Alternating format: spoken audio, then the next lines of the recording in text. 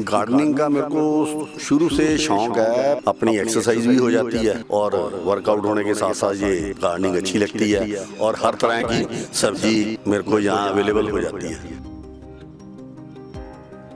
साथ साथ मेरे को एक जैसे शौक आ गया तो फिर मैंने शुरू कर दिया।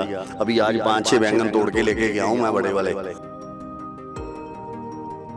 अगर टाइम पे लगाते हो तो बहुत ही बढ़िया आपको फीलिंग आती है। जब आप, मैं तो लोगों को फ्लावर्स के या ये अपने सब्जियों के बहुत सीड्स जब निकल आते हैं तो बूटे बांटता हूँ कि आप ले जाओ अपने घर पे लगाओ। टमाटर की यहाँ पे खेती करें और एवरेज कितने घरों में ये उनकी ज़रूरत पूरी कर सकता है? देखो ये तो प्लांट्स लगाने पे है। एक प्लांट पे किसी पे किलो भी आ जाता है, आधा किलो भी आ जाता है। मैं उस हिसाब से लगाता हूँ, उस टाइम टू टाइम 15-15 दिन गैप डाल के लगाता हूँ कि जैसे जैसे तैयार होते जाएं वैसे वैसे निकलते जाएं। हेलो, नमस्ते, सत श्री अकाल। मैं हूँ वृंदा भूटानी फ्रॉम पंजाबीज लाइफस्टाइल और आज हमारे साथ है garden enthusiast mister Mukesh Bhandari. अभी हमने देखा सर कि आपकी पूरी छत पे किचन गार्डन बनाया आपने। इसकी इंस्पिरेशन आपके पास कैसे आई? गार्डनिंग का मेरे को शुरू से शौक है। पहले नीचे से मैं गार्डनिंग थोड़ी सी करता रहा हूँ, फिर उसके बाद जब रेनोवेशन वगैरह की तो सारा सिस्टम मेरे को ऊपर ला के मैं फ्री रहता हूँ मोस्ट प्रोबेबली। तो बच्चे काम करते हैं, सारा दिन फ्री रहने की बजाय यहाँ थोड़ी सी अपनी एक्सरसाइज भी हो जाती है और वर्कआउट होने के साथ साथ ये गार्डनिंग अच्छी लगती है और हर तरह की सब्जी मेरे को यहाँ अवेलेबल हो जाती है। जी, कितनी टाइप्स की सब्जियां आपने उगाई होंगी? मोस्ट प्रोबेबली 9 to 10 टाइप्स हैं मेरे, जो जितनी भी गर्मी में लगती हैं, चाहे वो शिमला मिर्च है, भिंडी है, करेला है, टिंडे हैं, देन राम तोरी, लौकी, घिया, ये हरा प्याज, टमाटर, खीरा, तर और पेठा, जितनी भी आप गिनते जाओगे फिर आप कहोगे इतनी इतनी जगह में कैसे लगती हैं। ये लगी हुई हैं, आप फ़ोटो खींच के लेके जाओ।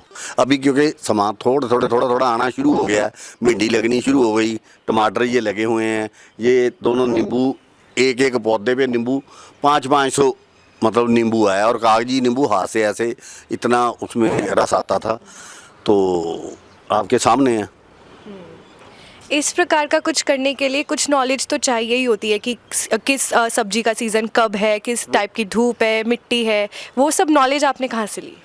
वो देखो रेगुलर काम करेंगे ना तो कई मेरे फ्रेंड्स हैं, यूनिवर्सिटी वाले हैं, वो मेरे को मिलते रहते हैं, उनमें डॉक्टर हैं या वो सिंचाई का काम करते हैं, तो थोड़ा बहुत वो बताते जाते थे। साथ साथ मेरे को एक जैसे शौक आ गया तो फिर मैंने शुरू कर दिया। अभी आज 5-6 बैंगन तोड़ के लेके गया हूँ मैं बड़े वाले और अभी भी लगे हुए हैं।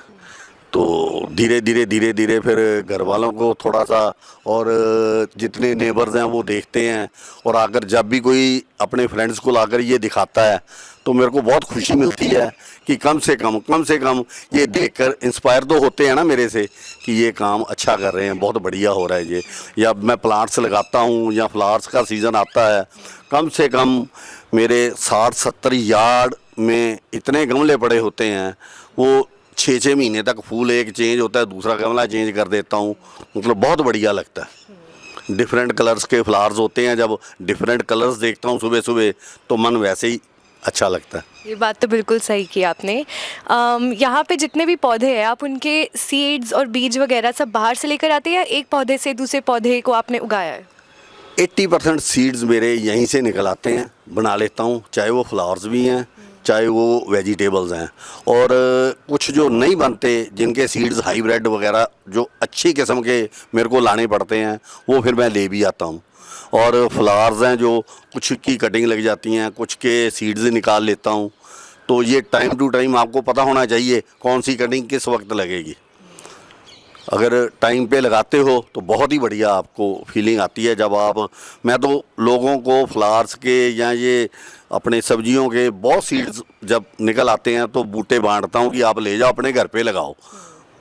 जी, ये सब का शौक आपको बचपन से था? आपके पेरेंट्स भी ये करते थे? नहीं, मेरे पेरेंट्स नहीं करते थे, मेरे को शौक जागा क्योंकि जब चीज़ निकलती है, खाते हैं, सब्जी वगैरह खाते हैं, जो टेस्ट देखते हैं बाज़ार की सब्ज़ी का और घर की सब्ज़ी का, बाज़ार में जो स्मेल आती है सब्जियों में, या घर पे साफ़ सुथरे पानी की सब्ज़ी निकलती है, तो ज़मीन आसमान का फ़र्क है। एक चीज़ जो वो आधे घंटे में बनती है, घर की जो सब्ज़ी जितनी भी निकलती है वो एक तो मक्खन जैसी बनती है, इतनी सॉफ्ट होती है, और दूसरा टाइम ही नहीं लेती, क्योंकि बिल्कुल ऑर्गेनिक की तरफ पानी, सिर्फ पानी से बनती हैं, और ऑर्गेनिक खाद देता हूँ और कुछ नहीं इनके छिड़काव के लिए मैं करता।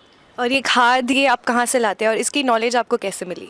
खाद गोबर गैस प्लांट से भी मिल जाती है, मेरे को आश्रम से भी मिल जाती है, गाँवों के कहीं से भी ले आता हूँ। ये अभी मेरे पास ये बोरियां भरी भी पड़ी हैं खाद की इधर, तो वही मेरी यूज़ होती है। मैं कोई भी और इनको इंजेक्शन वगैरह या कोई स्प्रे या कोई और नाशक दवा यूज़ नहीं करता। ऑन एवरेज अगर आप फॉर एग्जांपल अगर आप टमाटर की ये यहाँ पे खेती करें, ऑन एवरेज कितने घरों में ये उनकी ज़रूरत पूरी कर सकता है?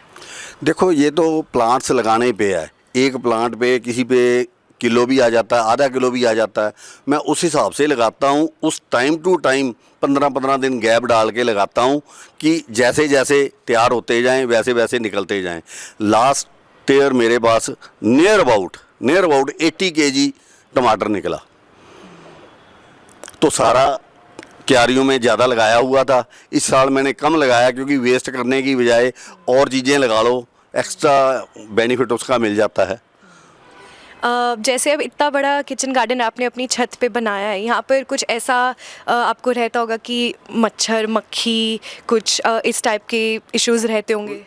इशू मिट्टी में क्या आएगा, क्योंकि ये सेकंड फ्लोर पे है। सेकंड फ्लोर पे हम रहते हैं, ग्राउंड फ्लोर पे, तो काफ़ी डिस्टेंस आ जाता है। वैसे भी मैंने उधर शीट से बंद किया हुआ है, नीचे आने का तो मतलब ही नहीं है।